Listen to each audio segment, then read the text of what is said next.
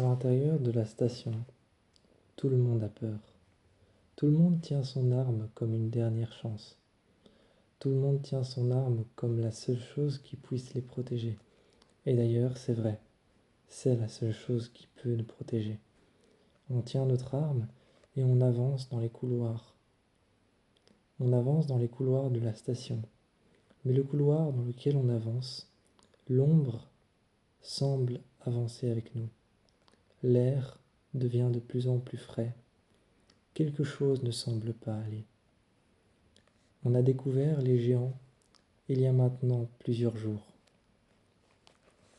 Journal de bord de la station, jour 1. On avance dans les couloirs, l'arme penchée vers le bas, et pour plusieurs d'entre nous, l'arme penchée vers le haut. RAS, dit-il, RAS, disent-ils, à certains moments. Certaines portes poussées à des endroits qui donnent vers des lieux qu'on pense déjà connaître. Je marche, j'avance en tant que capitaine. En tant que capitaine de l'équipe, j'avance. Et je demande à tout le monde de marcher comme moi. Dans les couloirs, la station semble s'étendre, s'étendre et s'étendre. L'obscurité semble nous suivre, sans pour autant disparaître, laissant place à la lumière. Je demande à mon équipage de faire comme moi, un pas vers l'avant, un pas sur le côté, un pas vers l'avant, un pas sur le côté. Regarder devant, se tourner vers l'arrière. Garder l'arme toujours déchargée. Je trouve alors une pièce vide, une cellule, là où quelqu'un devait certainement vivre, un capitaine, un colonel, un lieutenant, ou encore un simple guerrier comme nous. Je regarde son journal de bord de l'équipe 99. Il y a des écrits à propos de l'équipe 99. Quelle était cette équipe? Qu'est-ce qu'ils sont venus faire ici? Une tablette sur le côté, face contre terre. Je l'allume et je vois une vidéo qui semble montrer la station elle-même. Mais quelque chose ne va pas. L'équipe 99 ne semble pas être celle qu'on a croisée dans le couloir. J'avance et petit à petit, l'obscurité semble s'être déplacée. Derrière nous, davantage de lumière, des pas inexpliqués qui semblent se déplacer. Partout autour de nous, je monte et juste au-dessus, je remarque qu'en m'agrippant à la grille, en montant à l'étage au-dessus, là où j'ai entendu les pas, il n'y a rien. Je vais voir, ce ne sont pas des pas. Juste une partie de la station qui a été déchiquetée.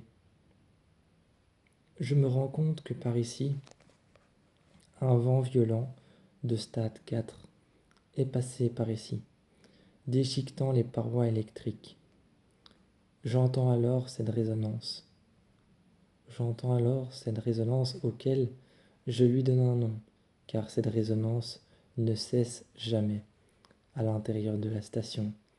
Je l'ai appelé le twang. Le tang ou le twang continue, car son bruit résonne ainsi. Tong, tong et tong, tong, encore et encore, de manière redondante, et encore et encore. Il ne cesse jamais. Le twang semble présent à chaque instant. J'avance, l'arme baissée, et je regarde derrière moi. Petit à petit, les couloirs semblent me suivre. Je ne semble plus avancer, c'est le décor qui semble avancer vers moi. Je marche davantage vers l'extérieur. Je regarde par un grand hublot la planète Terre qui semble s'éloigner. Alors que nous sommes en orbite autour de la planète Terre semble s'éloigner. Une planète différente que la planète Terre, appelée la planète bleue qui semble se rapprocher. La planète bleue semble se rapprocher. Elle est appelée Kepler 23L. Kepler 23L, une planète mortelle, bleue des océans et plus qu'autre chose, des pluies radioactives. Elle est mortelle, ne possède aucun continent.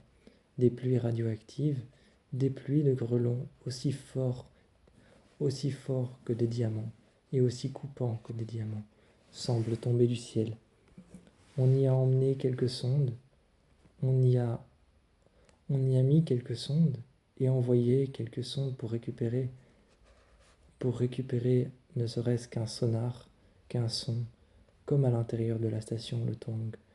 Mais jamais elles ne sont revenues. Jamais elles ne sont revenues. Un jour, une sonde nous a été rapportée par un satellite étranger. Elle était complètement fichue.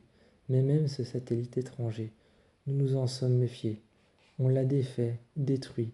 Pour pouvoir le maîtriser, on a dû l'accrocher, comme un animal de laboratoire.